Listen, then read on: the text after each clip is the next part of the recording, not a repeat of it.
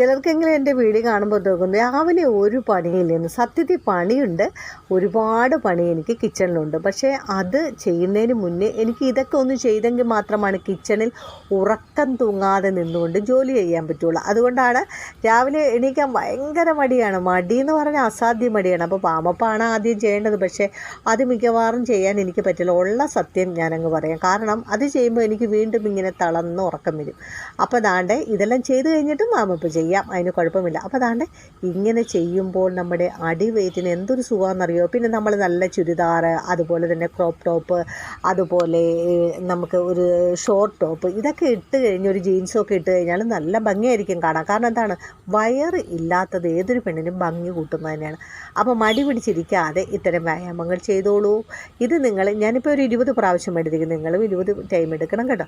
അതുപോലെ തന്നെ ഇത് ചുമ്മാ നമ്മളൊന്ന് ശരീരം ആട്ടുകയാണോ, ഇതെന്തോ ഈ കാണിക്കുന്നതെന്ന് ചോദിക്കും. പക്ഷേ ഇതൊന്ന് കുനിഞ്ഞ് നിന്ന് ഇങ്ങനെ ചെയ്യുമ്പോൾ ഉണ്ടല്ലോ എന്തോ ഒരു സുഖമാണെന്നറിയാമോ.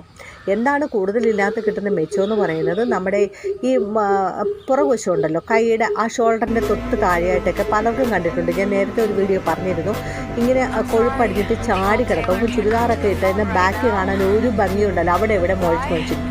അതൊക്കെ മാറിക്കിട്ടാനായിട്ട് അടിപൊളി സംഭവമാണിത് കേട്ടോ. പിന്നെ ഇത് കാണിക്കാൻ പോകുന്നത് നമ്മളിങ്ങനെ അടുപ്പിച്ച് വയറൊക്കെ കുറയാൻ വേണ്ടിയിട്ടാണ്. കണ്ടോ, എൻ്റെ വയറൊക്കെ ഒത്തിരി കുറഞ്ഞു. നിങ്ങൾ നേരത്തെ വീഡിയോ എടുത്ത് നോക്കിയാൽ കാണാം. ഇതിപ്പോൾ ഞാൻ ഇങ്ങനെ നമ്മൾ സ്ട്രെയിറ്റ് കാല് വെച്ചിട്ട് താഴോട്ടൊന്ന് അമർന്നിരിക്കാൻ നോക്കിയാൽ നമുക്ക് നടക്കില്ല. അത് തുടക്കക്കാർക്ക് പ്രത്യേകിച്ച്. അതുകൊണ്ട് കാലിതാണ്ട് ഇത്രയൊന്ന് അകത്തി വെച്ചിട്ട് നമ്മൾ ഈശ്വരനെ കൈകൂപ്പി വിളിക്കും പോലെ വിളിച്ചുകൊണ്ട് താഴോട്ട് സ്ട്രെച്ച് ചെയ്യുക. ഇത് നമുക്ക് ശ്വാസം എടുത്തും ശ്വാസം പുറത്തേക്ക് വിട്ടുകൊണ്ടും ചെയ്യാവുന്നതാണ്.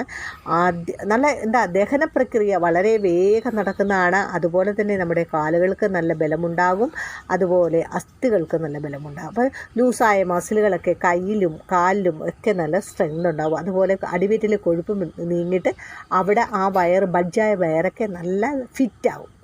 അപ്പോൾ ഈ വീഡിയോ വളരെ വേഗത്തിലൊന്ന് ഷെയർ ചെയ്തോളൂ. അഭിപ്രായങ്ങൾ താഴെ കമൻറ്റ്